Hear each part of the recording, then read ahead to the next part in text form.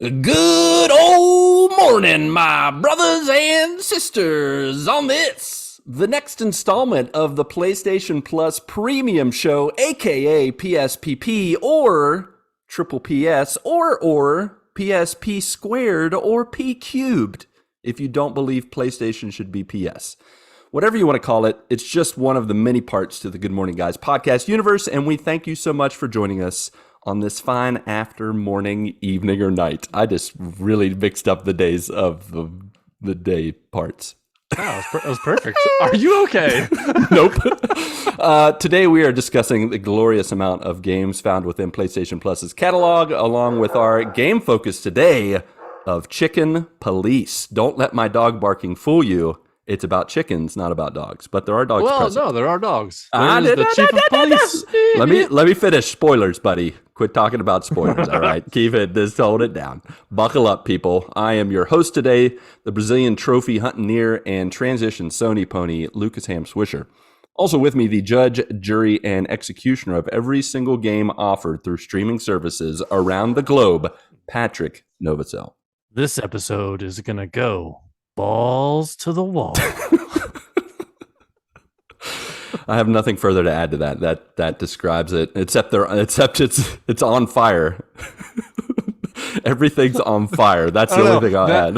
That may or may not have been a dialogue line in Chicken Police. Yeah, perhaps. Yes.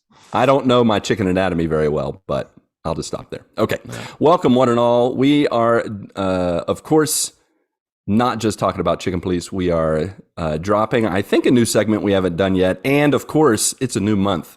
So we want to talk about what's getting added to the PlayStation Plus catalog, the offerings on Extra and Premium, and of course, the normal offerings, monthly offerings of PS Plus, which you may or may not be excited about. So let's jump in. I'm going to read off a list. If you have experience with it, or you know enough about it, I want to know, Patrick, if you're going to take it or toss it. Oh. And if you don't know anything, you can just say, tell me about it, and I'll make something up. Or if I want to hear more about it, you can make something up or tell me about it, okay? So take it, toss it, or tell me about it if you're intrigued but have no idea what's going on. So for September, we have 3 games, which I think are okay overall, but let's find out. Need for Speed Heat. Taking it. You taking it? Yeah. I'm taking it too. I think the Need for Speed games are fun. I haven't played a Need for Speed in a while, but I've seen the trailers. I mean, that Need for Speed Heat is on everything. I believe it was on Epic. It's been on PlayStation or on Xbox Game Pass, and now it's on PlayStation Plus. Better late than never. Yeah. All right. How about this one? Grand Blue Fantasy Versus. I heard it's a fighting game.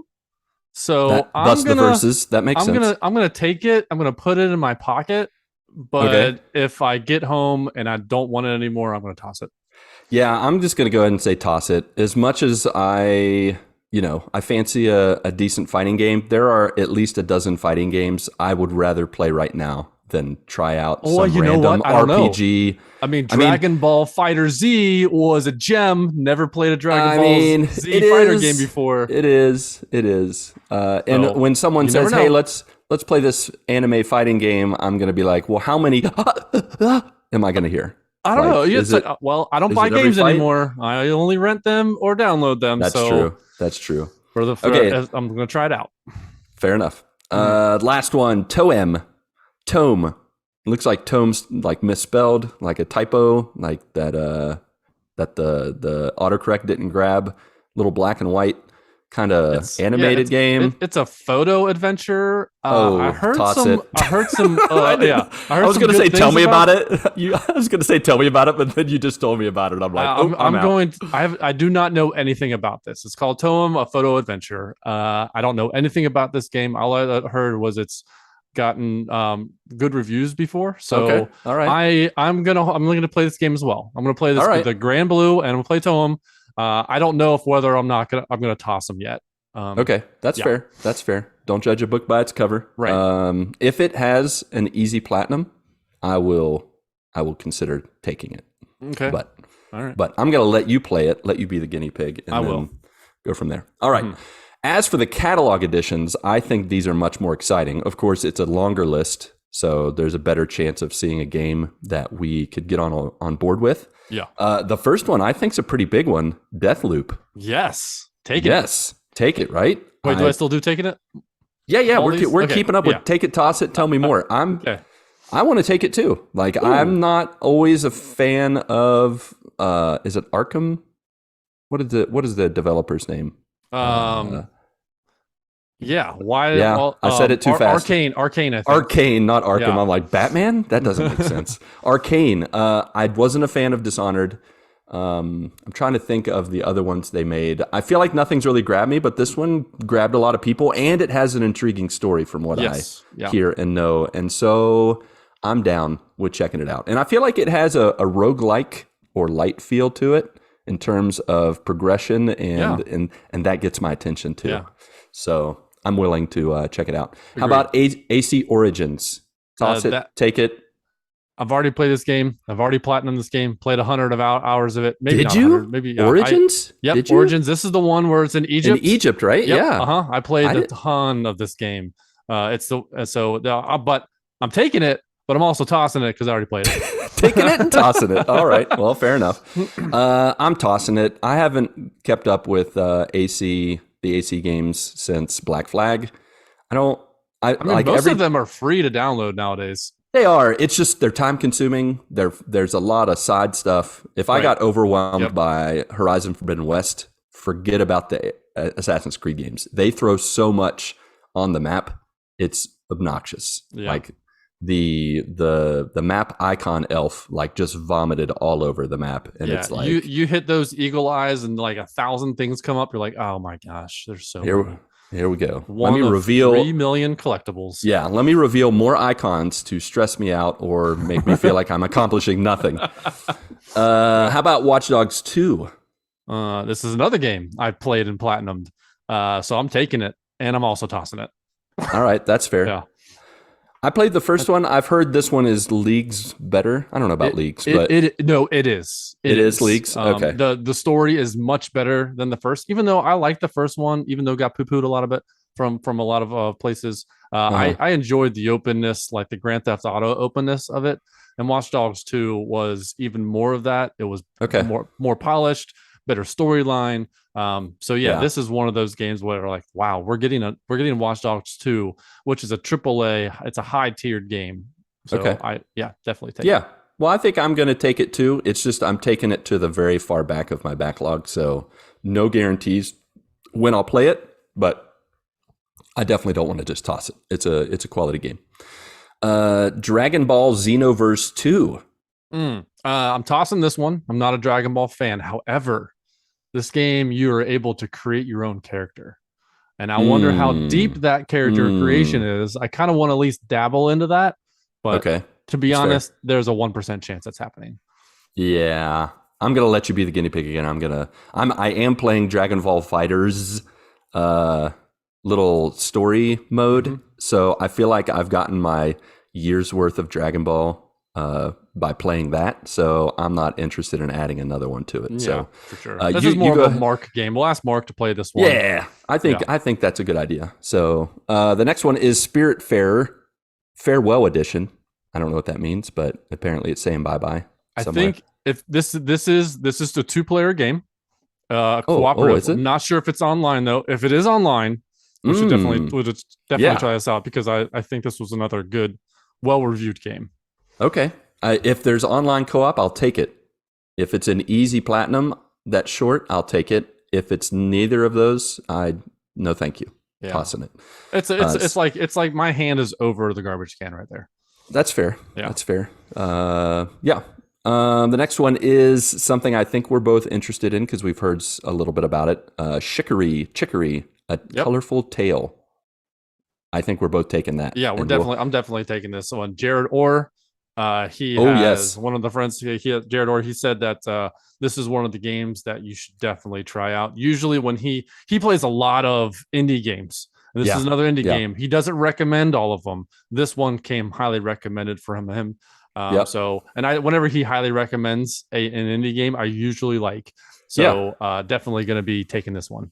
I pay attention as well. I definitely listen to his suggestions. He's also a trophy hunter like myself. I think the only area that I'm like, nah, in his opinion, is Elden Ring, but I didn't play it as much as him, and I respect Elden Ring as well.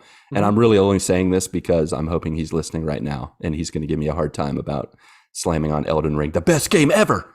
So there's that. Next one, I think I both know the answer to what we think about this one. Monster Energy Supercross, the official video game 5. What? There were 4 others? There were 4 others? There's a sequel to the official video game? What the heck? Who named this? I've played these before. They're not my kind of game. I'm tossing this one. Nope, tossing it as well. How about Alex Kidd and Miracle World DX? No, I'm tossing Toss it. Yeah. All right, now here's one I'm intrigued by just because I don't understand what's happening, but Rabbids Invasion, the interactive TV show. Is this like a walking simulator kind of thing where you're making choices? I don't know. It's an interactive TV show. I have a feeling I'm going to want to play this with my son. I think it's more of a family game for sure. So I'm going to take it. I'm going to take it and play it with my son, and we're going to laugh. And Mindy's going to be like, what the heck are you guys watching right now? And I'll be like, it's better you go somewhere else. Thank you. I love you. Mean it. Okay. Yeah. The next one, Rayman Legends. I'm going to say it right here. I platinumed it, and I would platinum it again if I could get my hands on a cheap version for Vita. Take this game if you have not played Rayman Legends. Alone with others, this game is wonderful. This is a top 100 video game of all time. Amen to that. So definitely, if you haven't played this, take it. I'm not taking it because I've already played it. No, it's fair. I'm not taking it either, but I'm taking it like you did, and I'm tossing it into the Hall of Fame. Scott Pilgrim versus the World, the game. Tossing it. Yeah, me too. It sounds fun. Yeah, it's a 2D platformer brawler kind of thing. So sounds fun, but no thanks. No, yeah, that's fair. All right, just a few more. These are some of the like complete classics or true classics that they're throwing out there for us. Siphon Filter 2. If it's anything like Siphon Filter 1, like that needs to stay in the nostalgia part of my mind. I'm not going back.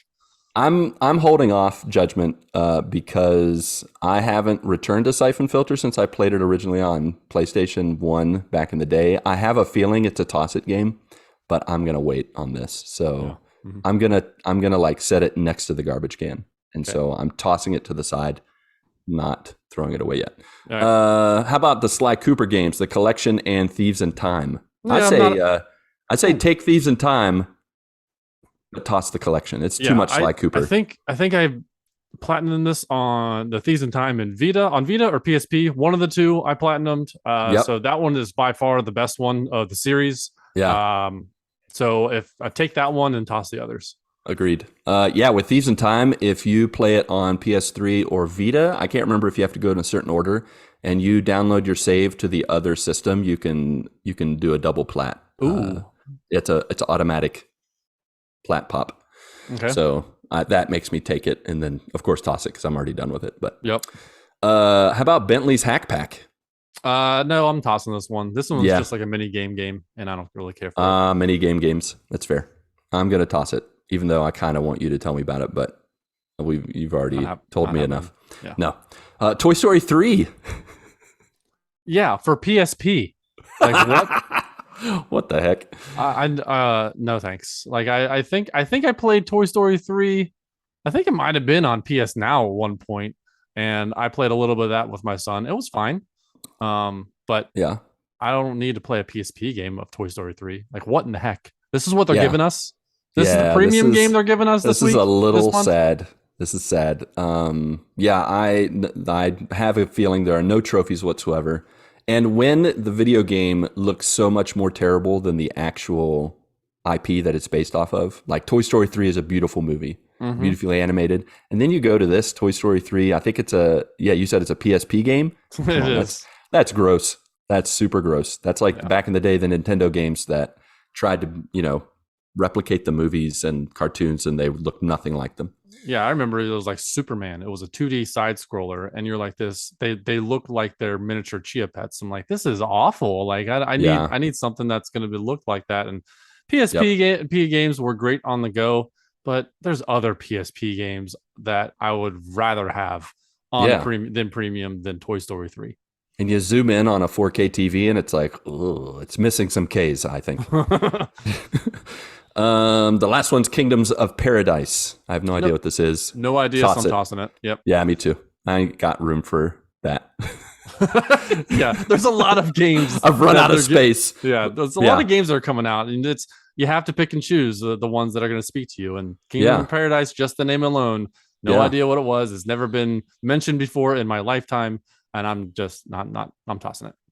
Fair enough. Yep. Joiners, if you want to share what you're taking, tossing, or want to be told more about, talk with us on Discord, on Twitter. Let us know your thoughts on the latest offerings.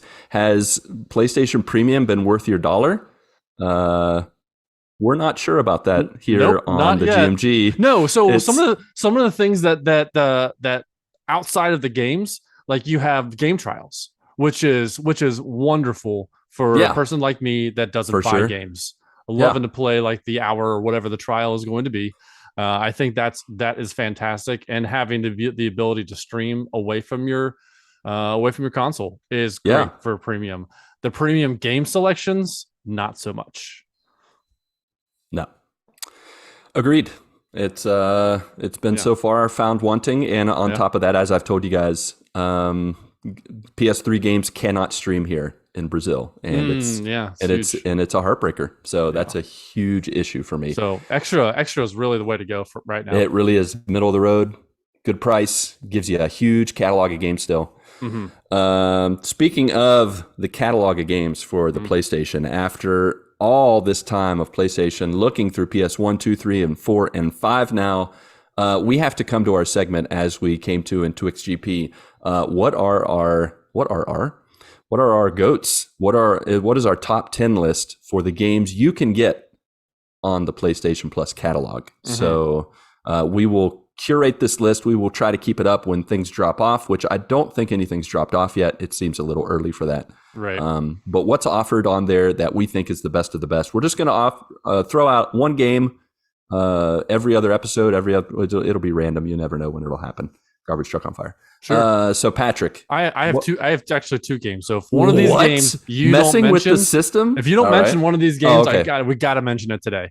All right. So fair. First game is God of War. God of War is the best, one of the best games, top 3 games of all time, and it's free with your subscription. So this is one game that with God of War Ragnarok coming out later this year. This game, you have to experience this game. This is the best God of War iteration that they have. The story of the father and son, and what they're doing, the whole point of the story, it has to be experienced. Definitely, I think it's number one on the PlayStation. You need to play. Yeah, I don't disagree in the very least. Yeah. I think I know what your second game is, and I will allow us to add it. If I didn't, since I don't think I picked it, but it's next on my list to mention. Okay. So, all right. The game for me that's number one overall, and I know that nostalgia speaks into this, is Final Fantasy VII Remake. I can't not have that on the top 10. Like, that game is amazing. It's welcoming to new people. Even if stuff doesn't make sense, it's okay. Some people who have played it before, they don't understand some of it. So that's part of the fun, the joy of talking about it, of playing it. It's just such a well done game and such a fun, the gameplay mechanics, the animation, graphics, etc. Everything about that game is just fantabulous. So that is what I'm going to throw up there. And what is the other game you want to add? The other game is Ghost of Tsushima. Really? That is not the game I thought. No, but that is a great choice. I knew we were only supposed to bring one game, but I saw both games as I was looking through the list of all the games. Right. Ghost of Tsushima and God of War, like right next to each other. Yeah. And I was like, true. So that's why it stood out to me. And I'm like, that's fair. Yeah, Ghost of Tsushima, that open world Japanese game. You can have it in Japanese dialogue, you can have it in black and white, you can have it in color and English. You have all the, it is a game that you can choose how you want to experience it.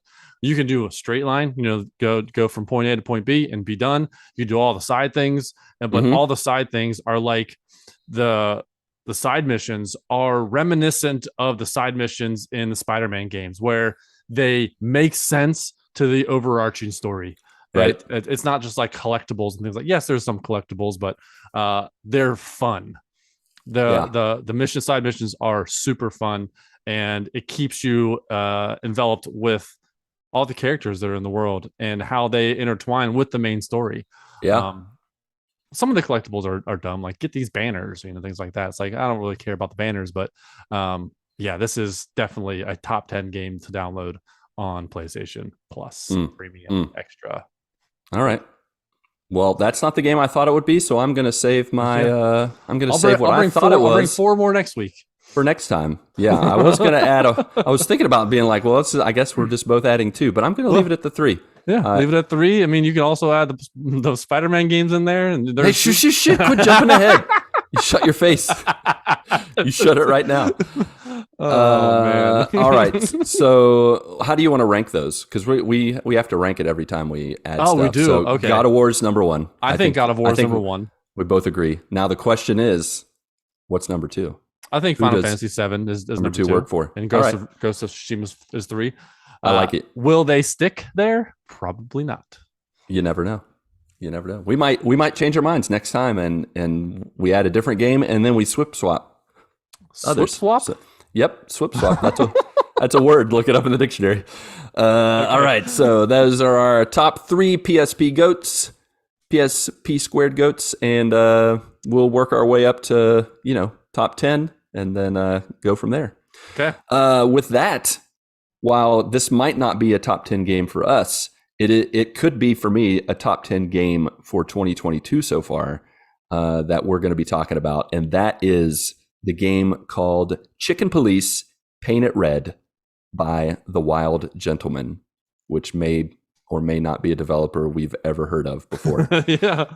So let's jump right in. We're going to be talking spoilers, folks. So joiners, plug your ears if you don't want to hear spoilers.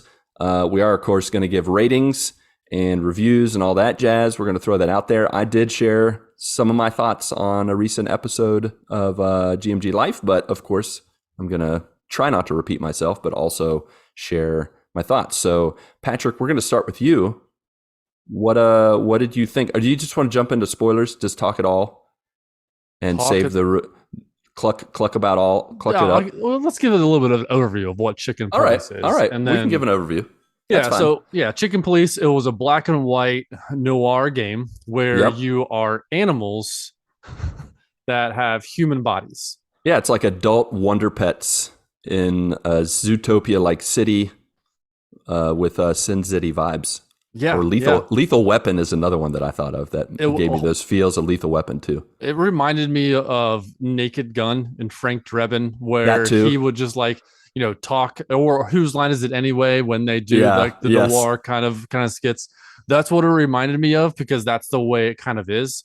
This game is dialogue only. There's very, very little cutscenes in here. You just got some little animation as people are talking to each other, and as you investigate things, as you ask the appropriate questions, you go to the appropriate parts of the city, and as you're doing that, you're uncovering more of what the story is, what the reasoning for is. You're 2 characters. You're Sonny Featherland, which is one part of the Chicken Police, and the other guy is McChicken. What is it? Marty McChicken. Marty McChicken. So you saw yourself as 2 characters. I only saw myself as Sonny. There's those are the 2 main characters. Yeah. I think the main protagonist is Sonny Featherland. Right, because he's the one that does all the narration, all the talking to the audience, the breaking the fourth wall kind of thing. Right. But it was I didn't think it was going to be that. When I went in, I thought, I didn't know it was just going to be dialogue only, and there is a ton of dialogue. Oh, a ton of dialogue. So one of the options that you can have is you can auto play dialogue, So Yes. it's all natural. At first, when I started, I didn't have that option. I didn't know that the option was Right, available. right, So right, right. after they said their line, you would press X and it would go off to the next line. Press X, go to the next line. But if you do autoplay on, it's a natural conversation. I turned that on within 5 minutes. I was Yeah. like, So, you know yeah. what? I need to just let's just run through this. I don't want to have to hit the There's button. also the ability to press circle to skip the entire conversation. That is which correct. I accidentally hit a couple times. Oh no. I was like, no. And then so after you have a conversation, new things, you have a notebook which you can see all like the characters, the important parts of the story, important parts of the conversation. So both times when I did skip dialogue, a new codex entry popped up. So I went in and I took a look at it to see exactly what that conversation was. Because yeah, that was a I wish it was like a different button, or you had to like hit start, skip dialogue, like right. kind of thing. I Yeah, wish it was. yeah. I asked, so maybe it was just me, just because I like to click everywhere, Right. No, once I turned that on, I didn't click very much, but I used the heck out of the skip dialogue when I went for the platinum, because I had to do a second playthrough because my playthrough was pretty it's pretty subpar. I'm a subpar detective. I'm gonna have to be honest. I am not good. I was not good at reading the between the lines and the hints. I consistently got 4 out of 5 stars. There were a couple times. There was one in particular. I almost lost the conversation. Like I think I got 2 stars, maybe if not, maybe 3. Maybe if it would have ended halfway, I would have gotten 1 star. But I would there was some times where I was like, oh, they're definitely wanting me to go this way, and then they were like, -20, and I'm like, what the heck did I do wrong? What did I say? Yeah. So with each conversation, you have a meter of how well you're doing in the conversation. Right. So usually conversations can last around 10 questions when you're investigating. And there's times where I'm like you said, it's kind of hard to determine which question to ask, because there's times where I'm asking a question and the person on the other end's like, well, that came out of nowhere, and I was like, I just talk about whatever's on the top of my mind. Like, well, apparently I wasn't supposed to ask that question. Yeah, exactly. And I think it's funny sometimes when you would interview people and the codex would pop up and they would say like just a few words, and then the codex would pop up and I would go in to see what was added, and it was like a whole bunch of information. I'm like, he's a detective. I did not see that. Yeah. That was way more details than I had signed up for. But yeah, that was a fun little thing to, I'm not always a big fan. Like I played through LA Noire. But speaking honestly, I don't know why, but I played with a guide. I didn't really want to figure it out. And so I got like perfect. I can't remember if I got the platinum in that game. I don't think I did, because I think there were some things you had to do on the side not related to investigating stuff that was kind of hard, and so I didn't really care to do it. Yeah, there was LA Noire. There was too much investigation. It felt like a Grand Theft Auto type of game, and then but it's like Chicken Police, where you do a lot of dialogue, you figure out if they're telling the truth or not. Right. But LA Noire was a revolutionary game at the time because of the facial animations and the technology that they used for that. That's true. Yeah. So, was there anything else generally you wanted to say about it? Did you want to give a rating yet, or do you want to wait? No, let's give a rating at the end. I have what I think it would be, but if we have a conversation, it could sway it at one point. All right. Ooh. One way or the other. All right. Let's see if some swaying can happen while we talk about the dirty details of Chicken Police. So the game starts off. I've already said Sonny is our rooster that we're in control of. He lives in a Zootopia-like city called Clawville. He's about 120 days from retirement, which to me reminded me like of Murtaugh from Lethal Weapon. And he's really gruff. He's really rough around the edges. And pretty much you're arriving at your home, I guess, your private eye office, and you run into an ibex called Deborah Ibanez. And I think she's an ibex, right? Did I get my animal right? What? I don't know. Is she a deer? She was a deer. She was a deer of the Sahara, like in the African plains deer, but you don't call them deer. I don't remember. Yeah. I think it's an ibex. Anyways, I got to this first part, and I will have to say this was probably one of the longest parts of the game for me because I clicked on everything. Like I got into the phone and I dialed 911. I tried to dial a bunch of numbers and I'm like, man, nothing's going through. How does this work? And then I found out later everything's 555 and then whatever the number is. But yeah, I picked up my gun, picked up stuff on my desk. I looked at the pictures of Molly, of Sonny's old flame and I guess ex-wife or something like that, his daughter. Got a little context of what's going on. And then I jumped into the interview and I got 4 stars, which was decent for my first time. Yeah. Nice. It wasn't, I wanted to get the 5 stars, speaking honestly, but I did my best. What did you think of this opening with Deborah Ibanez? It was fine. Again, I didn't know anything going into this game. And I was like, oh, this is all dialogue. I'm like, okay, so this is some of these dialogues that would just take forever. I'm like, oh, man, I need some action. What is happening here? I can see that. And I did the same thing. This was one of the only scenes where I clicked on every single thing that I could find because I didn't know what was going to be important. And there's a lot of things that you can look at that are not important. I went into the drawer, got the gun, got all the stuff. I didn't call anyone because I didn't know what number to call. So I never called anything. And then I went into the investigation with her to find out why she's there. And I ended up getting 5-star on this one. I got nice. Look at you. I could never get, like, you could get the stars and then the questions asked and then your focus accuracy. I never got a 100% focus accuracy. Like, for example, one of the ones where I'm like, I asked a question. They're like, well, that's a weird question to ask in the middle of this conversation. It's kind of like a squirrel, kind of question. And I'm like, I didn't know I never got 100% focus accuracy. The most I ever got was 90%. And this one, I got 90% accuracy, which ended up being 5. But this was by far the easiest. I think this was more of like a tutorial questionnaire than anything else because a lot of the other questions in the investigation are much, much tougher and they branch off much more. This is a great primer for the rest of the game. Yeah, for sure. From there, you discover that there's some kind of thing going on with a Natasha Katchenko. Katsenko, who is a bar owner and singer and cat, yes, and she is in a relationship with a rat who is also a gangster, Ivan, and so that's kind of like where things are going. So you're supposed to meet up with them, but first you go to the precinct where you meet your partner that you're kind of on the rocks with. Who you had mentioned, and really reminded me, Marty McChicken. He reminded me of Jake Peralta from Brooklyn Nine-Nine. A little subdued, but cracking jokes and just being like, let's go, let's get into this. I got my guns ready. Guns a-blazing, yeah. Guns a-blazing, yeah.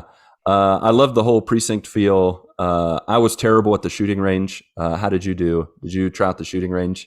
Did you get the trophy I did for not the high score? No, I was like, I am terrible at this. And I just left. Like I was like, I didn't know if it was going to be, if it was part of the story where I needed to get something. So I tried. I think I got like 3,000 to 4,000 on both my tries. And I was like, you know what? Nothing happens after I finished it. So I'm assuming it's not part of the story. So I just got out of there. I didn't get the trophy. I didn't get the platinum like you did. I gotcha. Yeah, I went back. I had to go back later. I tried it for a little bit and I was like, I don't feel like doing this. So I went back and it's just all about speed and remembering that the center piece that comes down is always a bystander. So just don't shoot in the center. Oh yeah, for sure. Especially the elephant in the suit. He looked conspicuous to me. I thought he should be dead. From there, did you go straight to your next planned destination, which I think was the Czar Club? Did you go there, or did you visit some of the side places?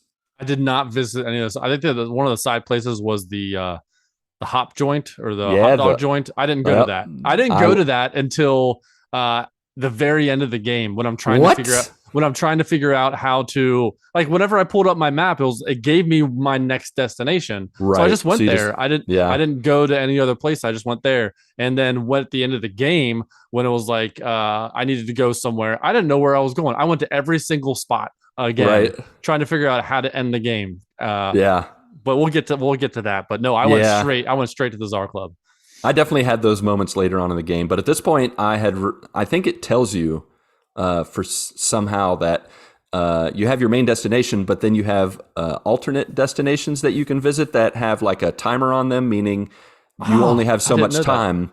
That. Yeah, they were limited visits. Like you could only visit them at certain times, and they would be missed opportunities if you kept pushing the main story. So when the main character, when Sonny's like, now it's time to go to the Czar Club.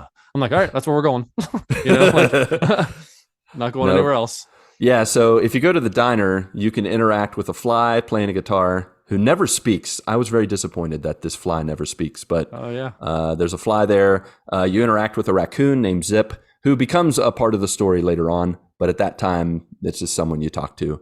And then eventually you meet a seagull who's a reporter. Timmy, who also Timbo. becomes a part of the. Yeah, Timbo, Tim the Toolman Taylor. But those characters come up. I think the main story makes you interact with them later. Mm-hmm. Yeah, I didn't meet him till much later in the game. Yeah, gotcha. So at the Czar Club, you meet. I think you first meet the bartender, the horse. Hello. He was like real snobby and just like, did you take the whiskey from the bar? 100% I did. Yeah. 100% I did too. Yeah. I don't even like whiskey. And I was just like, well, I'm taking it. They gave you a little hand motion. I know. If they gave me a hand motion, I was taking it. Yeah. I was like, who's going to just leave it there? I mean, you got an option. This isn't Skyrim. Like the whole city is not going to attack me if I steal this item. So I didn't know, but I didn't know if I was going to get in trouble or not. Right. Just taking it because it was sitting on the bar. You're Sonny Featherbottoms, whatever his name is. Featherland. You can do whatever you want. At this point, you meet the singing cat. There's a nice little, like a short cutscene where he's like, oh, like he's like clearly shocked by her singing voice. And so you meet her. And then you also meet the rat gangster. And that is the investigation interview that I almost failed. I kept saying things he didn't like. I don't even remember what I said, but he was just like, you better be careful with what you say, see? Like, it's just like, oh, dude, I'm sorry. I'm just asking the questions here. You gotta be honest. What I've, with these kind of games, you're speaking to the mob, basically, and they're offering way more information than I thought they would ever answer in any other entertainment medium. Like in a movie, they're like, get out of here. What are you doing in here? Like, I'm not going to answer your questions for you, but they answer so many questions. Yeah, for sure. From there, you meet the Miss Katsenko in her upstairs apartment. And you find out that somebody is like stalking her or messing with her. And she doesn't know why. So she wants you to track down who it is, figure out who is harassing her. And so from there, you go to her weekend house, and you stumble on your first murder, which is poor Deb. Poor Deborah. Poor Deborah. She was dead and very much in the buff. And oh my gosh. I could not figure out how to get into the weekend house. Oh, getting into the weekend house. Like, what are you talking about? You needed to grab the shotgun from the trunk. And I'm like, what in the heck? Let me go in. So at this point, this is one of the times where I'm like, am I at the right spot? Do I need to go somewhere else? Yeah. Do I need to go? So I go back in there, and then so I grab the gun, and I was like, oh, okay, cool. Maybe we need a gun to get in the weekend house. Then I go in. I try to go in. It doesn't let me go in again. So at that point, I'm like, maybe I need to go somewhere else. And then I hit circle to go back out. And that's when the cutscene starts. We're like, all right, we got our gun. Because Marty McChicken's like, guns a-blazing, let's go. Yeah, so exactly. It took me forever. That was one of the parts where I was of the game where I was confused.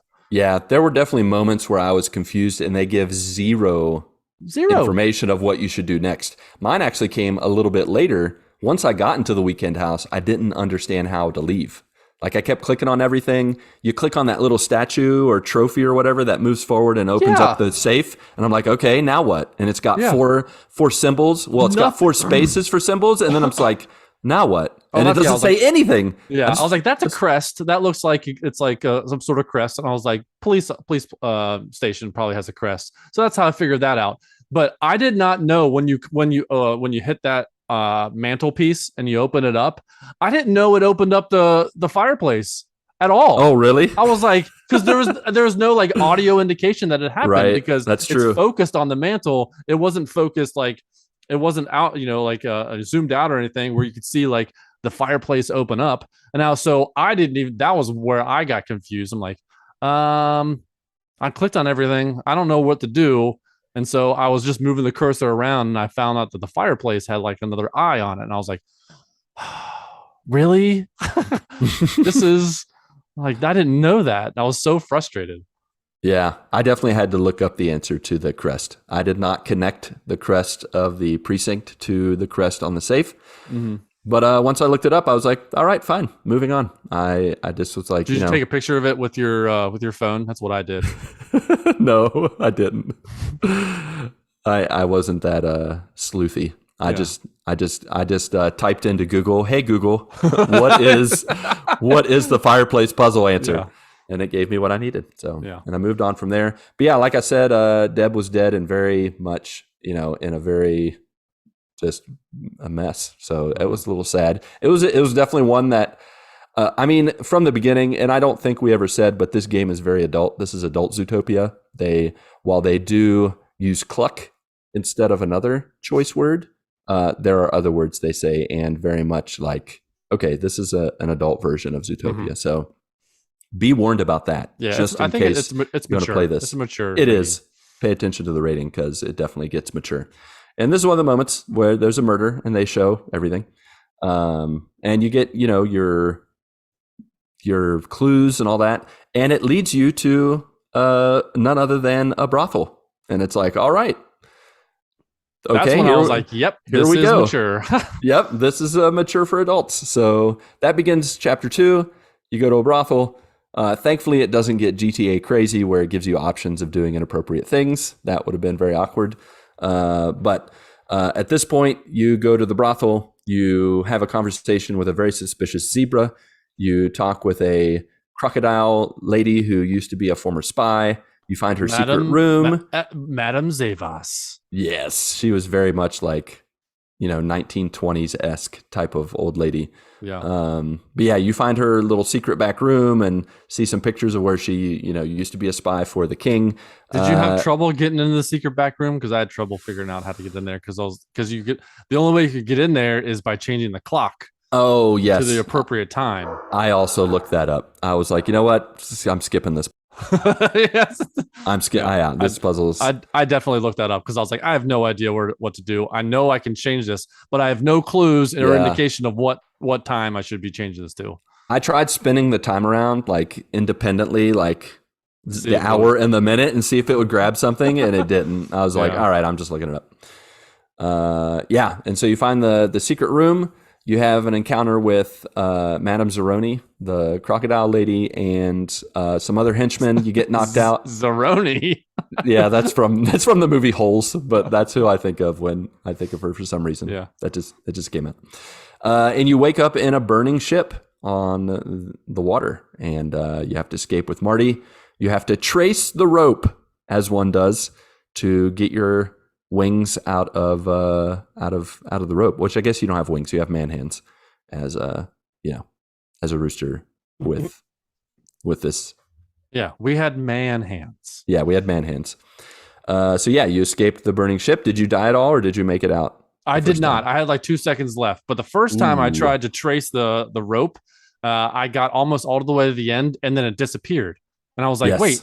I was like, Same. wait, why did it disappear? And so you have to trace like very, very diligently the rope. So yeah, I got this was the first, I feel like it was the first mini game in this game.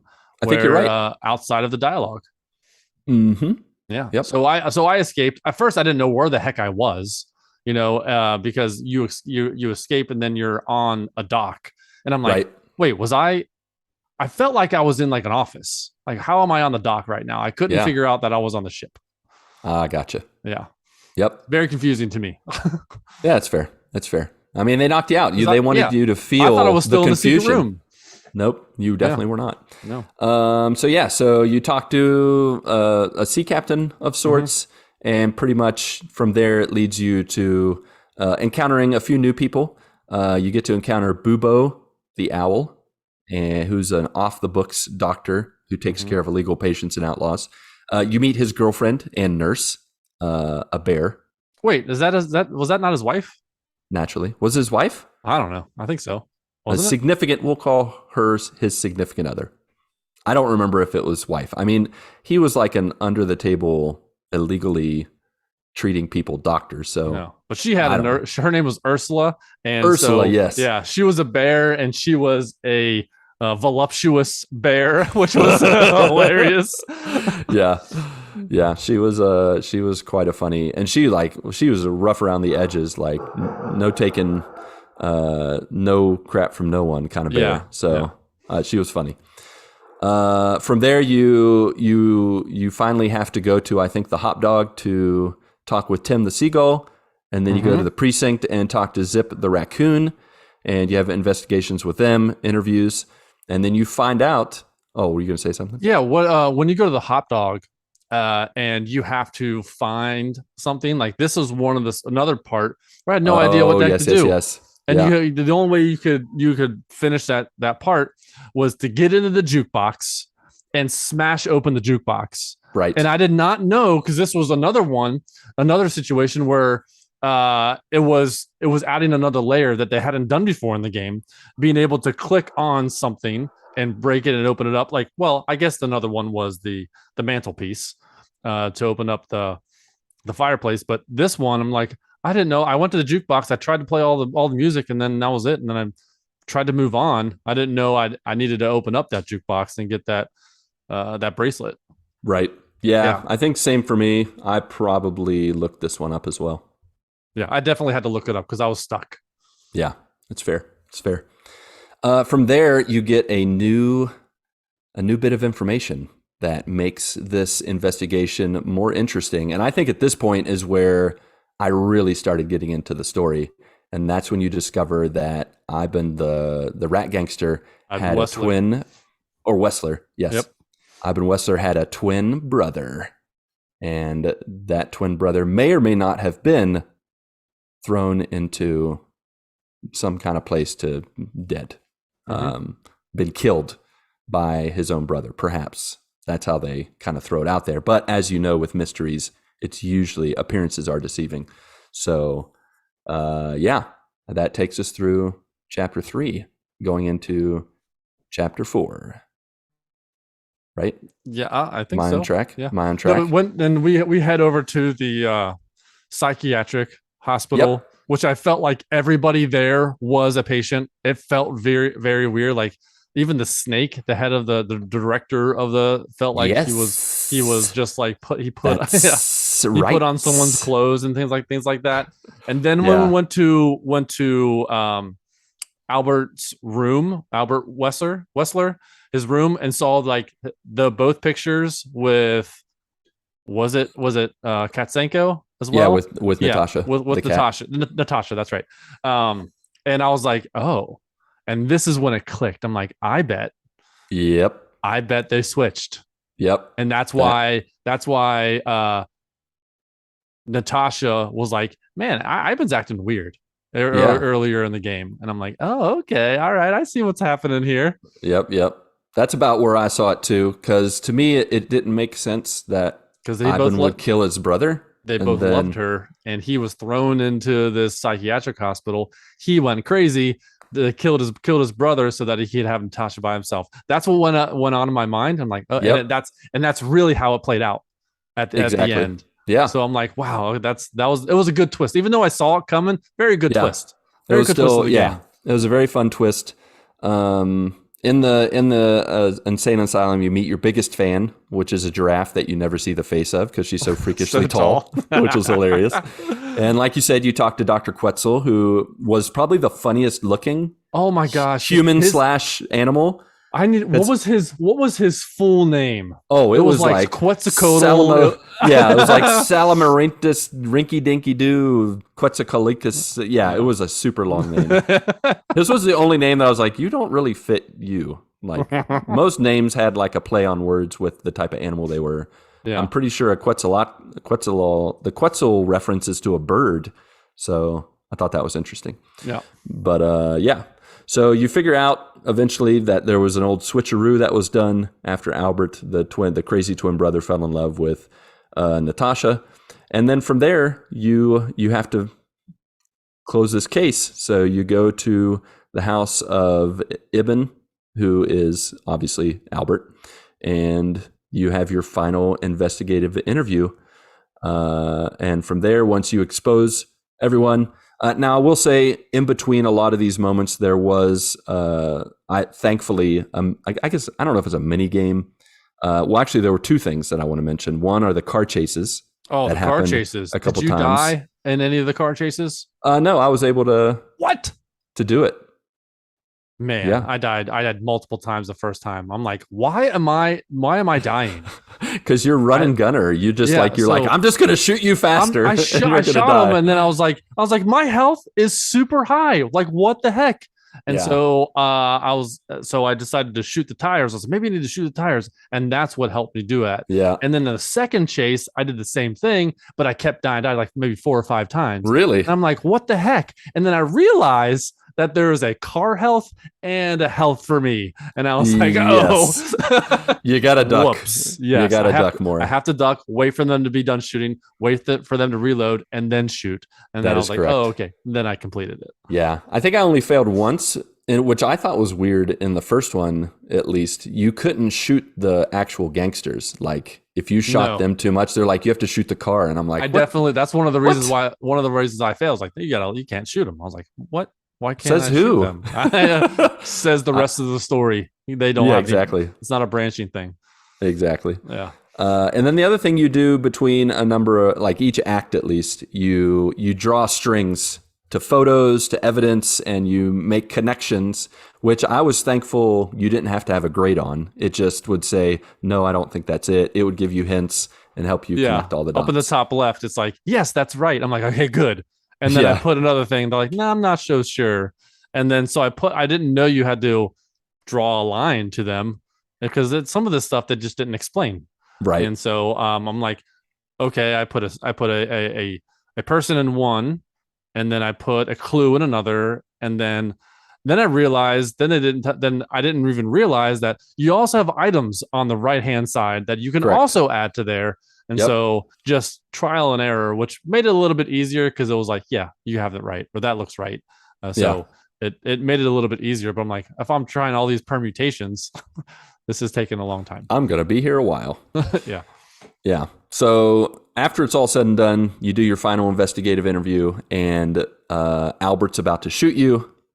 The shot is fired, and none other than Natasha the cat has shot Albert and saved your lives. Oh, I gotta tell you what, this was the most confusing conversation in the world, where Albert and Ibn Wessler, like, because Albert has a multiple personalities. Yeah, he so thinks crazy. He's the same person, but both at the same time. Correct. So he's like talking about, he's talking about Ibn and he's talking about Albert, and then Marty and Sonny are like, wait, who are you talking about? You or both? And it was a hilarious conversation because you didn't know who the heck they were talking about, and it was so confusing to Sonny and Albert, or Sonny and Marty. For sure. But yeah, so after that, it's pretty much all downhill from there in a good way. Everybody lives happily ever after. The police come, and everybody, says their final things and goes their separate ways. Did you know that if you play your cards right, there's actually a secret ending? I heard there was a secret ending, so I didn't know how different it was than the original ending. So I've done both because of the platinum, and I don't remember where they divide or where it stops showing information. But at the end of the secret ending, I believe, when Natasha comes to visit you or say hello, does she do that in the normal ending? Does she visit? Does she visit Sonny in his office when he's like taking a nap or No, I don't hanging remember out? that. I don't remember that. Okay, so in the secret ending, Natasha comes and kind of gives some final words, Oh and no, she does. She she does. tosses you a Yep. matchbox, and on the back of the matchbox is her phone number. Is it? Oh, that's her phone number. Yeah, to give me a call, like to give her a call. Oh, okay. So yeah, that happened. Yeah, that happens, Uh huh. and then after that, while Sonny is laying there, Olivia the Crow also shows up. She knocks on the door and then leaves, or she starts to knock on the door and then leaves. And then that's it. It's so cryptic and so like I don't understand. We didn't mention her before, but Olivia the Crow is the like assistant to Ibn/Albert, and her role in this whole thing was kind of a mystery, where she's like constantly like giving the cold shoulder, but then also warning you about stuff. But I think it's to say that she had a hand in some of the stuff that happened. I think she was the one behind it all, and she was the one pulling the strings. It's possible. Could be possible. So that's it. That's the only thing about the secret ending. That's a weird secret ending. It was a weird secret ending for sure. Yeah. But that was it. So that was Chicken Police, Paint It Red. So what kind of rating would you give this Bad Bear? I gotta say the music in this game, top notch. Voice acting too. Voice acting in this game, it was so varied. Every character had a personality. Every character had a different voice as far as, to match what kind of animal they were. Very, very well done. I am not into point and click adventures, right. But this game was just different because of the noir aspect, because of the dialogue. Like, I like games where there is dialogue. I don't like games where you have to read or it's in a gibberish language. So I really appreciated that. It wasn't difficult. There's no failing in this game other than the car chases. You just restart and you do it again. So there's really no failing. You can go through a conversation and think you did terrible, but you go on to the next, investigation, next scene, So it was just moving along. So I thought that was nice. It wasn't just like the couple things that I did where I had to look it up because I missed something. Maybe I didn't read the particular codex. That was too big of a thing because I just looked it up on the internet. Totally fine. Only did it a few times. But yeah, this game was fun because it's different. I like playing different games. This is not a game that I normally would jump into. Right. But it's so different and so odd, and it's done very, very, very well. It is very well. It is. They knew what they were doing. They jumped in and they did it to the tens on everything. Yeah. I would give this an 8 out of 10. It's a solid game. My thoughts exactly. That's what I gave it before, 8 out of 10, and I stick by it as well. I think this game is definitely not. There's some aspects of it that are not my cup of tea. In terms of the detective, like trying to read between the lines and guess the correct way to ask a question. I don't always like those because I feel like the thought process or the formula with which they follow doesn't always gel with me. In the middle of an investigation, like in the middle of questioning, it goes to Sonny and he's talking to you. He's like, all right, now I need to go a little bit harder in these questions. I'm like, how do I do that? Like, what does that mean? Yeah. But overall, I thought they did an excellent, is a really clean game, just really intriguing. So yeah, 8 out of 10, clucking car chases is what I give it. So love it. It was good stuff.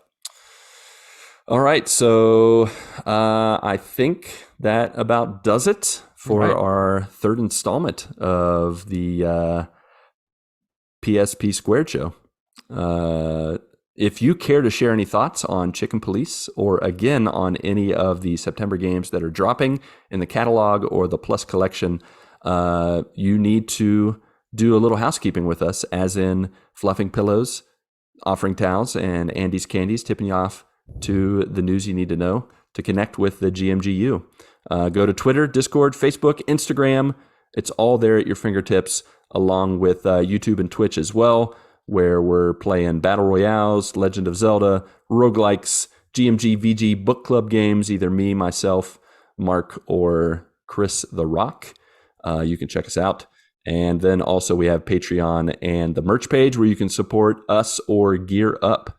So click the one link to rule them all, linktree.com/thegmgpod. Of course, if you can't toss your attention or a coin to your podcasters, but are still the giving type, please rate and review us on Apple Podcast, Podchaser, or Spotify, and Spotify. It helps us reach new joiners through stars, exclamation marks, and your feedback. So let your voice be heard, literally, if you like, at 929 GMG Guys. Give it a ring-a-ding-ding. Alrighty then, Pat, along with you, our beloved friends, family, and joiners, go get your good morning this week, and may God bless and guide your lives as you live, as you work, and as you cluck.